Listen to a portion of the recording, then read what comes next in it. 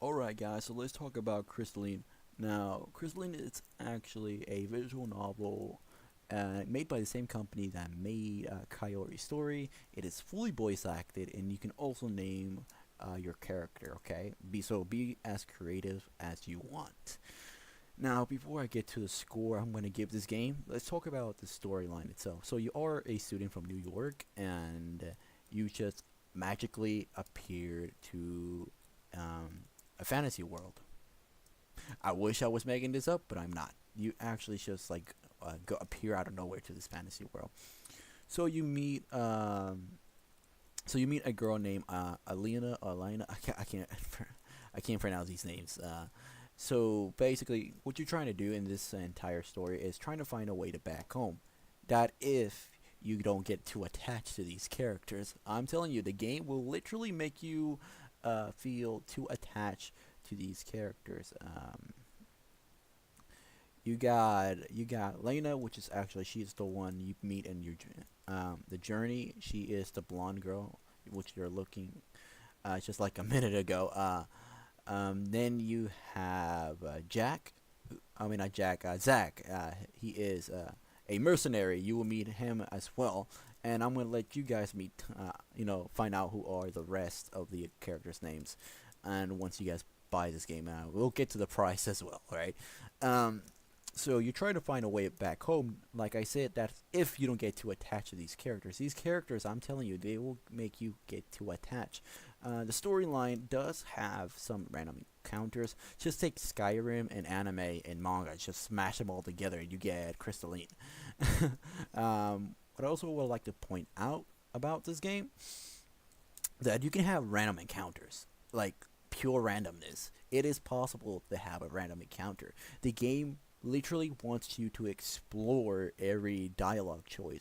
It wants you to explore every option choice. It just wants you like go back and explore. Now, before you all say like, is it just like Coyote Story when you have to save when you feel like it's most important? Yes, it's just like that. I don't know why they haven't changed that method, because I do believe like what if I do want to change a different option instead of me going back to my old save until I get to that position to save, to now I know when or where not to save.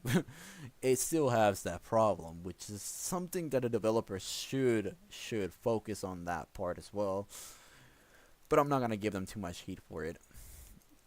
The story does it, like I said, like it does want you to go back and make experiment choices, and the more you experiment these choices, the more you have a high chance to run into an Easter egg. And I ran into a couple Easter eggs. And where can you get to find these Easter eggs? They have meme Easter eggs. I'm not lying to you guys. I will be lying if I didn't if I actually didn't show you, but which I will show you guys in a bit. They do have some meme Easter eggs, and what I mean by meme Easter eggs, I don't mean like they have a picture of a meme.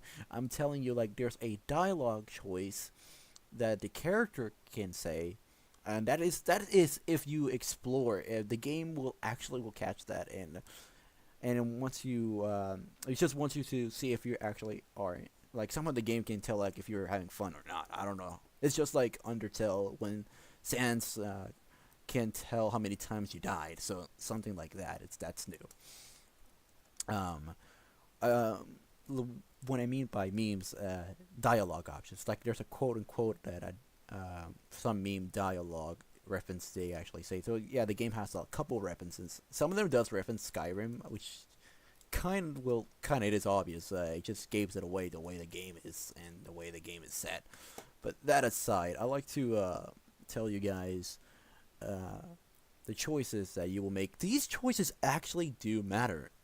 The character will remember everything you say. If you say something creep, they will remember that time you creeped them out. If you say something rude, they will remember that. It's like Telltale. Well, kind of like Telltale, but it's they will remember. Just well, Crystalline, there's isn't that much of that effect, but they will remember basically. They will remember every word you say or everything you do. So if you somehow decided to be a jerk, they will remember how much of a jerk you were, and basically the group will won't pay much attention to you. I remember making some choices that I was kind of curious to see where the game would take me. I remember making a perverted choice, which was just to joke around, and they did remember that perverted choice. They will bring it up. If they don't bring it up, they will bring it up eventually. So you have that. You have that, and the score I like to give it.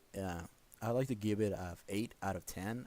It has a good storyline. It has good characters, and it has some cool meme Easter eggs references, and you can also have random encounters from time to time.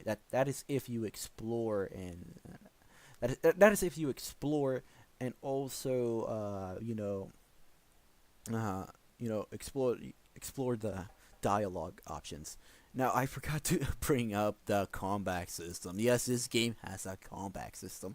And no, I don't mean like a hack and slash or any 3D effects. It's kind of like match this to match that, or click what you see on the screen, stuff like that. Now, I have messed up one of those because the game doesn't really specifically tells you how to do it. You just have to find out yourself eventually. But you're smart. You'll find out how to do it.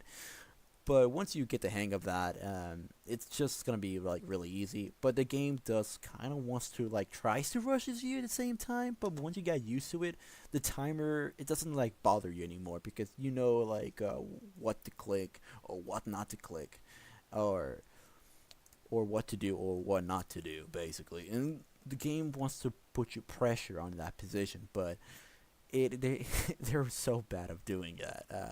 If they want to put a pressure on you, make sure make the mini games harder. Don't make it easy.